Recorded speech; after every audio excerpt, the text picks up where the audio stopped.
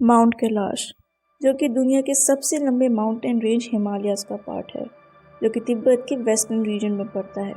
1962 की Indo China war के बाद आज ये हिस्सा चाइना के कंट्रोल में है। लेकिन हिमालय में तो इतने सारे माउंटेन्स हैं, फिर कैलाश इन सब से अलग कैसे? क्या कैलाश में सच में महादेव और माता पार्वती सदियों से ध्यान कर रहे हैं? क्या कैलाश दुनिया का सबसे बड़ा मैन मेड पिरामिड है? क्या कैलाश के थ्रू टाइम ट्रैवल पॉसिबल है? आइए इन सभी क्वेश्चंस के आंसर जानते हैं हम अपने इस वीडियो में। हिंदू स्क्रिप्चर्स के अनुसार कैलाश भगवान महादेव और उनके परिवार का निवास स्थान है।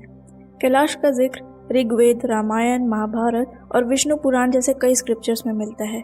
लेकिन इंटरेस्टिंगली कैलाश माउंटेन केवल हिंदुइज्म में नहीं बल्कि बुद्धिज्म, जैनिज्म और बौन, जो कि तिब्बत का एक लोकल धर्म है, उसमें भी पवित्र माना गया है। ऐसे बहुत से लेजेंड्स हैं जो कैलाश को रिलीजन और साइंस दोनों से जोड़ते हैं, जो कि इसे और ज़्यादा मिस्टीरियस बना देता है। माउंट एवरेस्ट, जो कि लगभग 8,800 मीटर लंबा है, उसे 6,500 लोग से ज़्यादा चढ़ चुके हैं। लेकिन माउंट कैलाश, जो कि उससे 2,000 मीटर शॉर्ट है, वहाँ आज तक एक भी मॉडर्न ह्यूमन नहीं चढ़ पाया। एंशियंट टेक्स्ट के अनुसार कैलाश को कोई भी मॉर्टल यानी जीवित इंसान नहीं चढ़ सकता, और जो भी ऐसा करने की कोशिश करता है उसकी मृत्यु हो जाती है। लेकिन तिब्बत फोकलोर के अनुसार 11वीं सेंचुरी में एक Buddhist monk Milarepa successfully Kailash पर चढ़कर जिंदा वापस आए थे। लेकिन वापस आने के बाद उन्होंने किसी को भी कैलाश पर चढ़ने से मना कर दिया। इसके बाद मॉडर्न टाइम में कई यूरोपियन और चाइनीज माउंटेनियर्स ने कैलाश में चढ़ने की कोशिश की, लेकिन क्या तो वो आधे रास्ते वापस आ गए या मिस्टीरियसली डिसअपीयर हो गए। जिन लोगों ने भी कैलाश पर चढ़ने की कोशिश की है वो ये बताते हैं कि वहाँ मौसम इतना ख़राब हो जाता है कि उनके लिए आगे जाना नामुमकिन हो जाता है। एक कहानी के अनुसार 1990s में चाइना ने 17 लोगों की एक टीम को कैलाश पर चढ़ने भेजा। उन्होंने वापस आने की एक डेट फिक्स की थी, लेकिन जब वे उस डेट में वापस नहीं आए तो उन्हें सर्च करने के लिए एक रेस्क्यू टीम को भेजा गया, और जब रेस्क्यू टीम वहां पहुंची तो वे एकदम हैरान रह गए। उन्होंने 17 के 17 लोगों को डेड पाया। इस घटना के बाद भी चाइनीज गवर्नमेंट ने कई माउंटेनियर्स को कैलाश पर चढ़ने की परमिट दी, जैसे 1980s में राइनहोल्ड मैसनर, 1999 में उन्हीं के भाई गंथर मैसनर, और 2001 में स्पेनिश क्लाइंबर सिमोन मोरो को परमिट दी गई। लेकिन उन्होंने कैलाश से जुड़े रिलीजियस सेंटिमेंट्स को ध्यान में रखते हुए इस पर चढ़ाई करने से मना कर दिया।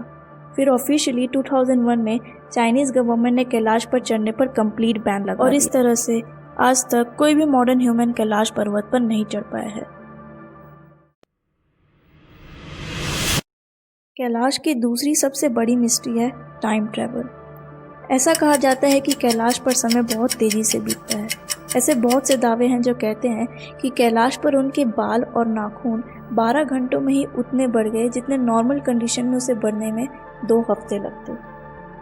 टाइम ट्रैवल से जुड़ी एक और कहानी फेमस है।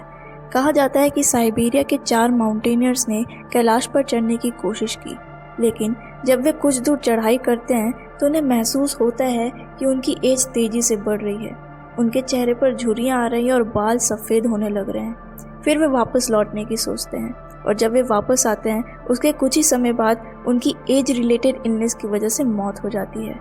कहा जाता है कि यह महादेव का सुरक्षा चक्र है, ताकि कोई भी माउंट कैलाश पर चढ़ाई ना कर पाए। कैलाश का शेप इसे बाकी पर्वतों से अलग बनाता है। माउंट कैलाश की स्लोप काफ़ी खड़ी यानी स्टीप है। उसके शार्प एजेस को देखकर ऐसा लगता है जैसे ये कोई नेचुरल नहीं बल्कि मैन मेड ऑब्जेक्ट है। ऐसा ही कुछ दावा रशियन रिसर्चर डॉक्टर अर्न्स्ट मुल्डरशिफ का भी है, जिन्होंने सालों कैलाश के पास रहकर रिसर्च की।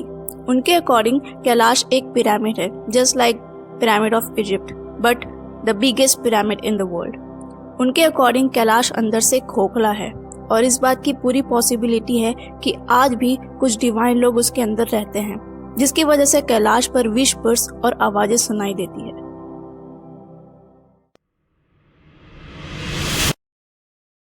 मानसरोवर और राक्षस ताल 2 लेक्स हैं जो कैलाश के साउथ में स्थित है।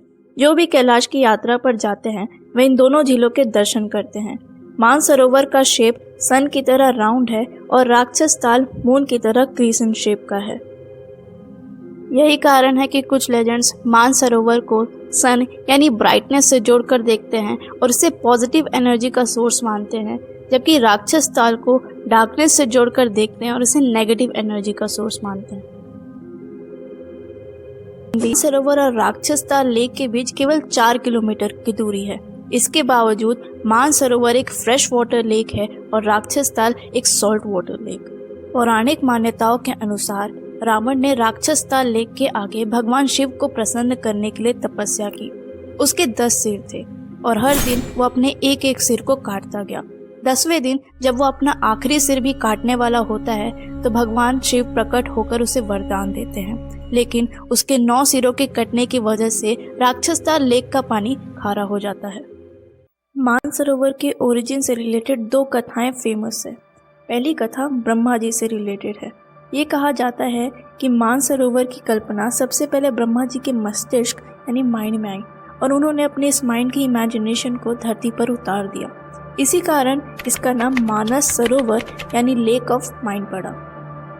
इसके ओरिजिन से रिलेटेड दूसरी कथा माता सती से रिलेटेड है। जब भगवान महादेव माता सती के दाह शरीर को लेकर घूम रहे थे तो भगवान विष्णु ने अपने सुदर्शन चक्र से उनके शरीर के 51 हिस्से कर दिए, जिसमें से एक हिस्सा उनका राइट हैंड मानसरोवर लेक पर गिरा और दक्षायनी देवी इससे इमर्ज हुई। जो भी श्रद्धालु मानसरोवर लेक के पानी को टच करते हैं, माता दक्षायनी खुद उन पर अपनी कृपा बरसाती हैं। लेकिन साइंस का इन क्लेम्स के बारे में क्या कहना है? बात करें अगर टाइम ट्रैवल के दावों की, तो आइंस्टाइन की थ्योरी ऑफ रिलेटिविटी के according theoretically time travel possible है।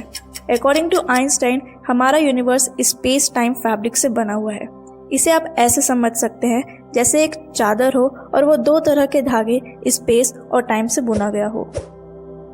अगर हम इस चादर पर कोई भारी चीज रखेंगे तो वो नीचे की ओर बेंड हो जाएगा।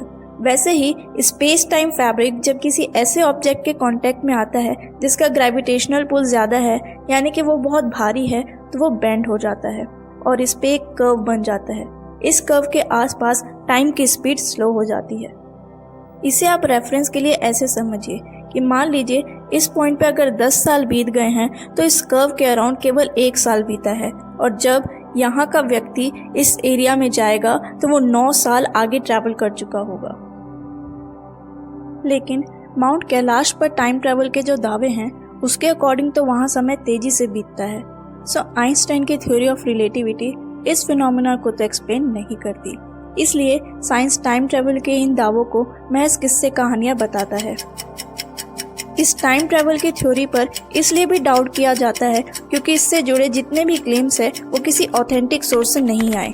ये नाखूनों और बालों के बढ़ने की कहानियां ज़्यादातर इंटरनेट से ही सुनने को मिलती है, क्योंकि ऐसे भी बहुत से लोग हैं जो माउंट कैलाश की यात्रा करके आए और उन्होंने या उनके ग्रुप में किसी ने भी ऐसा कुछ एक्सपीरियंस नहीं किया, और कुछ तो ये भी कहते हैं कि उन्होंने वहाँ जाकर बहुत यंग फील किया। और जो साइबेरिया की 4 लोगों की कहानी है, वही जिनकी एज कैलाश पर बढ़ गई थी, उसके भी कोई ऑफिशियल ऑथेंटिक रिकॉर्ड्स नहीं मिलते।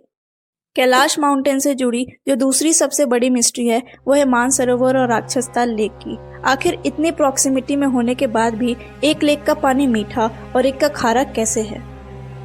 साइंटिफिक लॉजिक के अकॉर्डिंग राक्षसताल लेक में पानी के आउटफ्लो यानी कि बाहर निकलने का कोई साधन नहीं है, जिसकी वजह से वहाँ पानी जमा रहता है, और जब इवेपोरेशन होता है तो पानी तो भाप बनकर उड़ जाता है, लेकिन पानी में मौजूद मिनरल्स वहीं रह जाते हैं, और सालों से इतने मिनरल्स इकट्ठा होने के कारण वहाँ का पानी खारा हो चुका है। वहीं अगर मानसरोवर की बात करें तो उसका पानी सतलज बेसिन में बहता है, मतलब उसके पानी को बाहर निकलने का मौका मिल जाता है, जिसके कारण वहाँ का पानी खारा नहीं हो पाता। ये जो भी साइंटिफिक एक्सप्लेनेशन है वो दुनिया के बहुत से खारे पानी और मीठे पानी के लेक्स को एक्सप्लेन करती है, लेकिन क्या एक्चुअल में मानसरोवर और राक्षसताल लेक का डिफरेंस इसी रीजन की वजह से है, ये हम दावे के साथ नहीं कह सकते, क्योंकि वहाँ पर एक्चुअल में कोई साइंटिफिक स्टडी नहीं हुई है। कैलाश की एक और मिस्ट्री है उस पर तरह तरह की आकृतियाँ दिखना। इस इमेज को ध्यान से देखिए। दावा किया जाता है कि ये इमेज नासा ने सैटेलाइट से ली है। इस इमेज में क्लियरली आप शिव की आकृति को देख सकते हैं, लेकिन नासा ने कभी इसे ऑफिशियली कंफर्म नहीं किया। उसने कभी भी कैलाश पर किसी रिलीजियस फिगर के दिखने की बात कंफर्म नहीं की।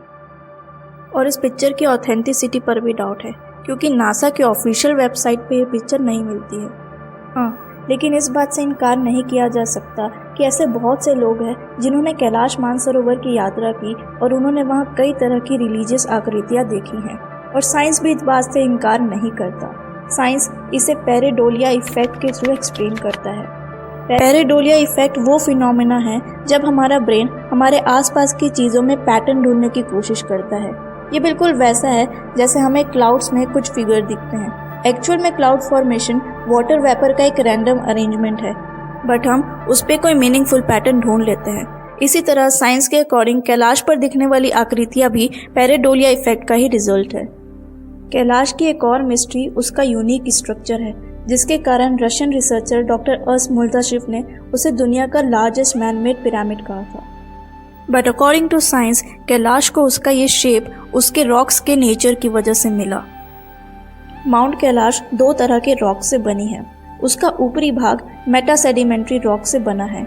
ये रॉक्स तरह तरह के सेडिमेंट्स जैसे धूल, मिट्टी और लाइमस्टोन से बनते हैं, और फिर कई सालों तक हीट और प्रेशर की वजह से ये अपना फॉर्म चेंज कर लेते हैं। इस तरह के रॉक्स तेजी से इरोड होते हैं, जबकि कैलाश का निचली भाग ग्रेनाइट रॉक से बना है, जो कि धरती से निकले मैग्मा के कूल और सॉलिडिफाई होने की वजह से बनते हैं, और ये जल्दी से इरोड नहीं होते। इसी डिफरेंशियल इरोजन की वजह से कैलाश को उसका यूनिक 4 साइडेड पिरामिडल शेप मिला है। लेकिन फिर बात एक और मिस्ट्री पर आ जाती है कि आखिर कोई कैलाश पर अब तक चढ़ क्यों नहीं पाया। अगर ऑथेंटिक रिकॉर्ड्स को देखें तो चाइना ने कई माउंटेनियर्स को कैलाश पर चढ़ने का परमिट दिया, लेकिन उन सभी ने कैलाश से जुड़ी लोगों की आस्था को ध्यान में रखते हुए उस पर चढ़ने से मना कर दिया, जिसके बाद चाइना ने कैलाश पर चढ़ना ऑफिशियली बैन कर दिया। लेकिन एक रिकॉर्ड के अकॉर्डिंग 2004 में एक चाइनीज टीम ने कैलाश पर साइंटिफिक एक्सपीडिशन किया और वो 6400 मीटर तक चढ़कर वापस आ गए, और उन्होंने भी वापस आने का कारण रिलीजियस सिग्निफिकेंस को ही बताया। इन सारे एक्सप्लेनेशंस के बाद एक ही कंक्लूजन निकलता है कि कैलाश की मिस्ट्री नियर फ्यूचर में तो सॉल्व होते हुए नहीं दिखती, क्योंकि फॉर्चुनेटली और अनफॉर्चुनेटली कैलाश दुनिया की उन चुनिंदा जगहों में से एक है जहां साइंटिफिक रिसर्च नहीं हुई है, और साइंस ने जितने भी एक्सप्लेनेशन दिए हैं वो सेंस तो बनाते हैं, लेकिन कैलाश पर इन सब को प्रूव करने के लिए साइंस के पास कोई एविडेंस नहीं है। और अगर इन एक्सप्लेनेशंस को ट्रू मान भी लिया जाए तो इतने सारे कोइंसिडेंस का एक ही जगह होना लोगों की आस्था को और भी गहरा करता है। कहते हैं ना, जहाँ साइंस खत्म होता है वहीं से आस्था की शुरुआत होती है। बहुत सी ऐसी चीज़ें हैं जिसका एक्सप्लेनेशन साइंस के पास नहीं है, और माउंट कैलाश भी उनमें से एक है। आपका इस बारे में क्या कहना है? क्या वाकई कैलाश की मिस्ट्रीज़ का कोई साइंटिफिक रीज़न है, या एक ऐसी अलौकिक जगह है जो किसी भी साइंस से परे है? Do share your thoughts on the comment.